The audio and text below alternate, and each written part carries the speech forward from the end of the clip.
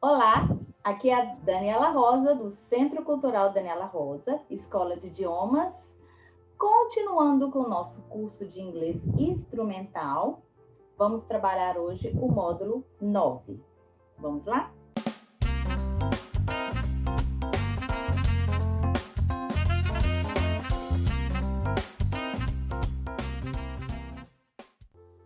Vamos abrir agora a apresentação do curso de inglês instrumental e vamos trabalhar hoje com o módulo 9, que fala sobre verbos modais. Verbos modais em inglês é uma categoria que não existe no português. Então, é muito difícil, às vezes, de fazer uma equivalência. Não existe essa equivalência. O verbo modal é uma coisa que no português não existe. Como assim? Vamos ver. O que é um verbo modal? O que difere o verbo modal dos demais verbos? Os verbos modais, eles mesmos fazem a forma negativa e interrogativa. Então, eles não precisam de auxiliares para isso. Por exemplo, I can play the piano. É a forma afirmativa. Eu posso tocar piano. A negativa, I can't play the piano. E para fazer pergunta, o verbo modal faz a função do auxiliar. Ele vem para frente. Can you play the piano? É a forma interrogativa. Outra característica seria que, depois dos verbos modais, o verbo seguinte, ele vem no infinitivo sem o to, ele vem na forma normal dele. A única exceção que tem é o modal ought to, que é o deveria, que a gente vai ver um pouco mais para frente. Então, eu falo, I can visit your father, I ought to visit the doctor. Então, não eu posso usar I can to visit your father, está errado. Eu não uso to depois do verbo modal, com exceção do ought to. A característica 3 de um verbo modal é que eles não sofrem alteração nas terceiras pessoas, como na conjugação do presente. Então, eles nunca recebem S, ES ou IES na conjugação. He can talk to you now. Ele pode conversar com você agora. He can talk to you. Tá errado. Essa forma conjugada desse jeito, não pode não. Eu já corrigi muita redação, muita coisa de gente conjugando o verbo modal e não pode. Vamos agora estudar cada verbo modal, cada principal verbo modal e a função dele que ele exerce na frase. Por exemplo, o verbo poder, ele tem a função de permissão. Por exemplo, eu posso pedir, can I drink water? Posso beber uma água. Você pode usar como habilidade, I can speak English. Eu posso, eu consigo, eu tenho habilidade para isso. E uma possibilidade, my father can't go to New York next week. Ele não pode. É a possibilidade dele, tem uma possibilidade dele ir ou não, mas ele não pode ir. Entendeu? Os verbos modais para o instrumental é muito importante para a tradução, ok? Por isso que a gente tem que vê-los assim com bastante carinho.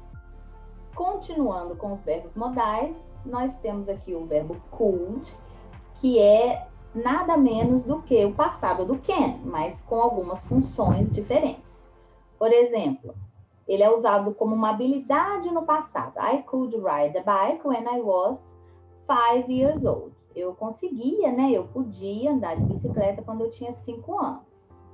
Você pode usar o could também como um pedido formal.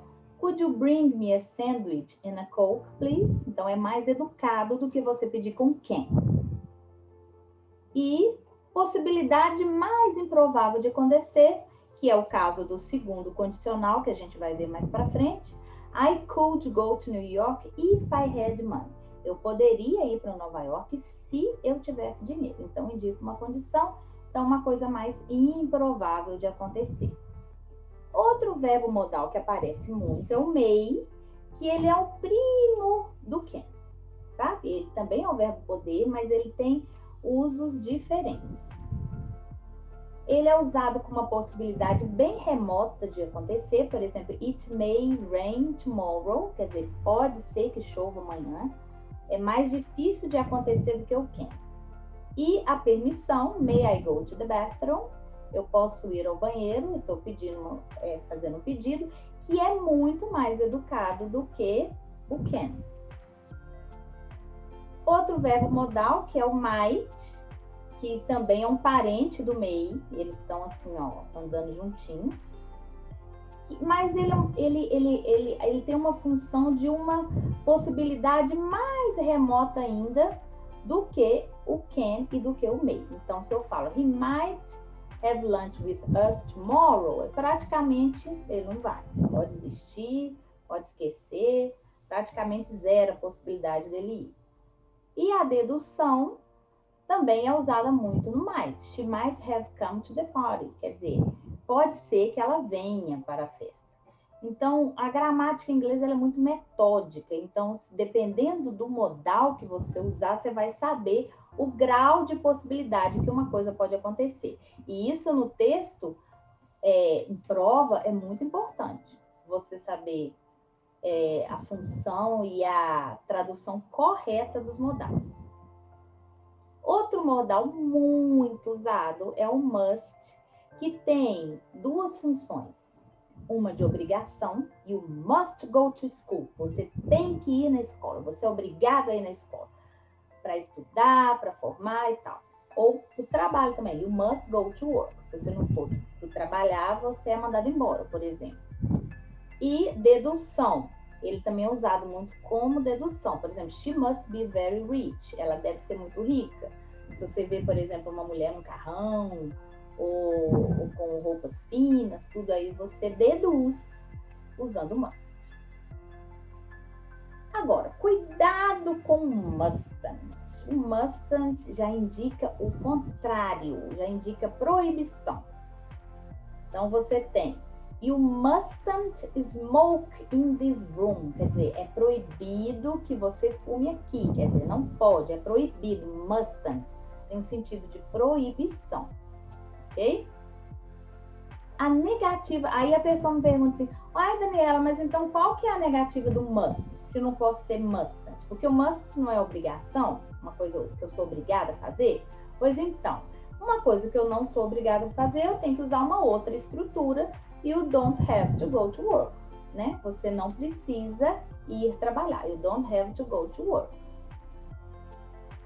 O mustn't, se eu já usar o mustn't, aí e o mustn't go to work, você é proibido de ir trabalhar. Vamos supor que a pessoa tem uma deficiência, algum problema, aí ela é proibida de trabalhar, então mustn't. Certinho? Vamos lá. Should e ought to são dois modais que têm a tradução de deveria e os dois são usados para dar conselhos. You should go to the doctor, você deveria ir ao médico. You ought to quit smoking, você deveria parar de fumar. Então, olha só. O ought, ele é um modal que precisa do to com ele. Então, you ought to, você não pode falar you ought quit smoking, nem you should to go to the doctor. Ok?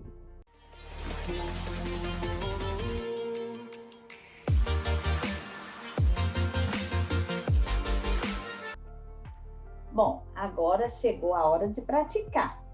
Faça o download da unidade, faça os exercícios e a gente acompanha aqui a correção, né? Lembrando que não pode usar dicionário, nem tradutor, nada disso. Tente ler o texto, tente deduzir o máximo de palavras que você conseguir para responder corretamente as questões, ok? O texto está aí. Research using the internet. Se você não conseguiu imprimir, dê um pause aí no vídeo para você conseguir ler.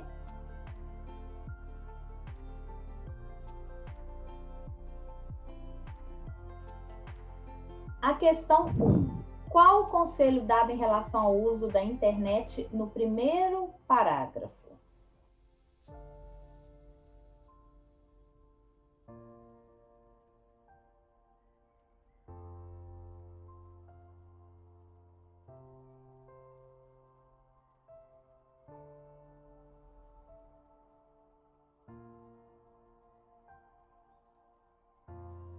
Se você respondeu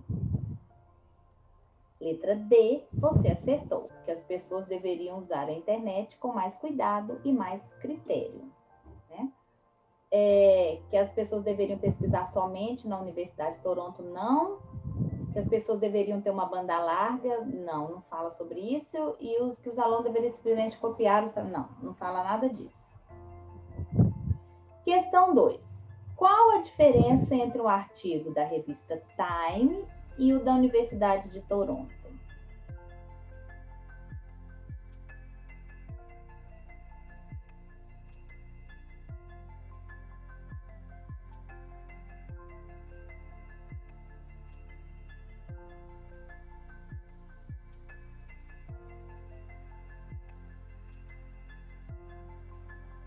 Alternativa correta, letra B. O artigo da revista Time não é revisado por especialista e é escrito livremente, enquanto o da Universidade de Toronto é revisado e pesquisado em fontes confiáveis. Ok? As demais alternativas estão erradas. O artigo da revista Time é mais confiável do que a Toronto não é. O artigo da revista Time é publicado semanalmente, o texto não fala sobre isso. E não há diferença entre eles, está errado. Porque, ao se fazer uma pesquisa na internet, necessitamos de uma atenção redobrada nos materiais pesquisados?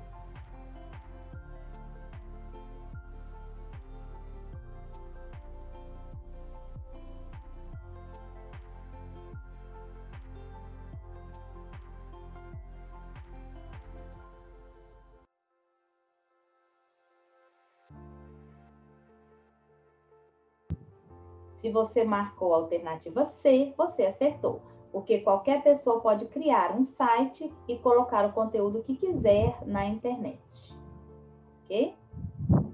Por isso que você tem que ter cuidado. Então, hoje está na moda esses negócios de fake news, mas a gente não pode acreditar em tudo que a gente lê na internet, não. Porque site qualquer um pode fazer, escrever no site qualquer um pode escrever.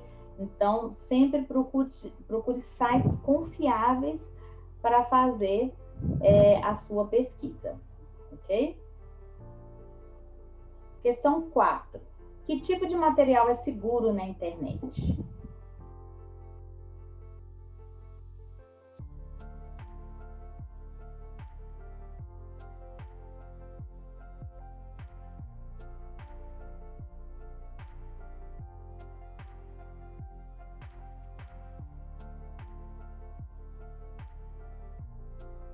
Se você marcou a letra B, você acertou. São materiais oriundos de sites de universidades ou organizações científicas. O Wikipédia, muita gente acha que é confiável, mas não é, porque o Wikipédia é uma enciclopédia de doação, eles vivem de doação das pessoas que escrevem para ela. Então, a Wikipédia não tem responsabilidade em revisar o material. Materiais da revista Time também não, porque um jornalista, alguém pode escrever a reportagem que quiser, do jeito que quiser, do ponto de vista dele que ele quiser. E os materiais resultantes do Google são aqueles que você pode acabar caindo no site falando de uma coisa que a pessoa escreveu sem base nenhuma. Questão 5. Assinale qual alternativa abaixo corresponde à função do verbo may do primeiro parágrafo.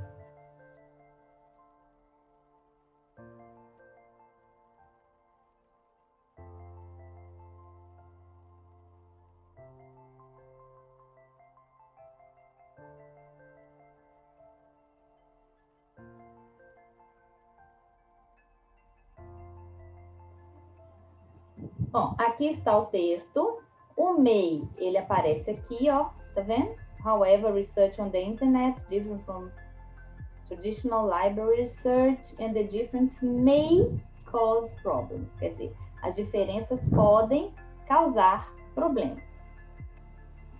Qual seria, então, a alternativa correta? Letra A, possibilidade, quer dizer, pode causar problemas. Pode ser que sim, pode ser que não. Agora a gente vai voltar no texto para ver Qual é a função do modal must no primeiro parágrafo ainda?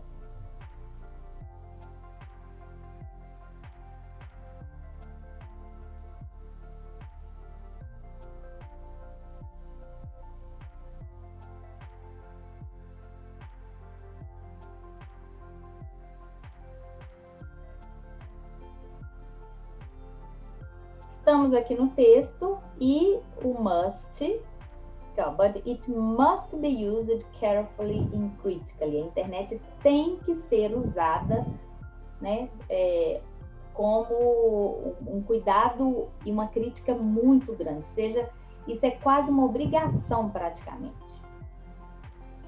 A alternativa correta, então, vai ser a letra C. Apesar de conselho, também serve nesse caso. Quer dizer, você pode dar um conselho da pessoa usar a internet com mais cuidado. Questão 7. Agora nós vamos ver a função do can no terceiro parágrafo. Vamos lá para o texto.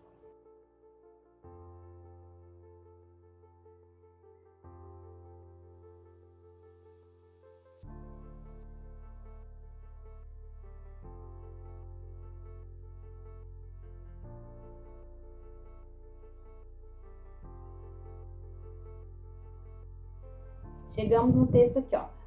Anyone can put anything they want on a website. Quer dizer, qualquer um pode colocar o que quiser em um site.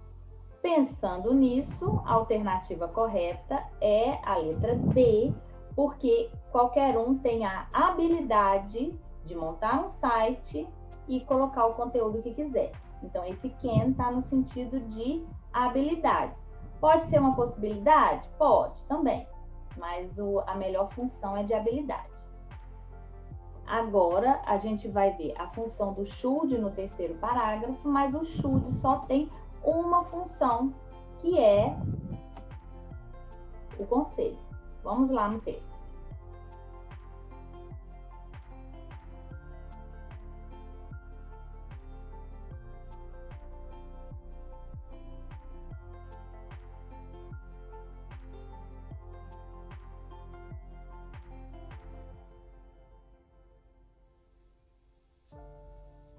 Aqui, chegamos no texto aqui. You should pay close attention when doing research online.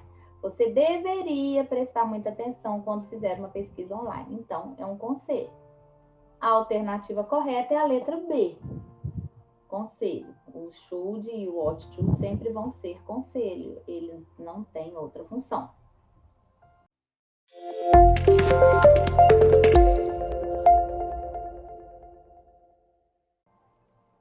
Vamos conferir agora a tradução do texto para trabalhar o vocabulário. Anote as palavras que você não souber o significado, olha no dicionário e de tempos em tempos você pega esse caderninho e anota e confere, né, para você estudar o vocabulário. Texto. Pesquisa usando a internet. Universidade de Toronto em Mississauga. Mississauga é um estado do Canadá. Então, a Universidade de Toronto, ela tem em vários estados do Canadá.